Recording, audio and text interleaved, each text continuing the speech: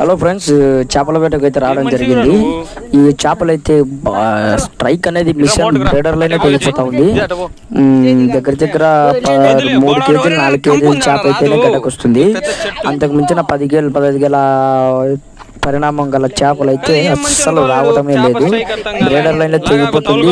మనిషిని అయితే గుంజేసి బాధేస్తున్నాయి. ఇటువంటి స్ట్రైక్ లాగడం అనేది నేను ఇదే ఫస్ట్ టైం. ఏదో ఒక లారీకి కదా మనం తాడు కడితే మనం ఎంత గుంజకపోతుందో ఆ విధంగా నన్ను గుంజకపోతున్నాయి. ఇది నేను ఫుల్ వీడియో కూడా అప్లోడ్ చేస్తాను. ఫుల్ వీడియో కూడా చూడొచ్చు.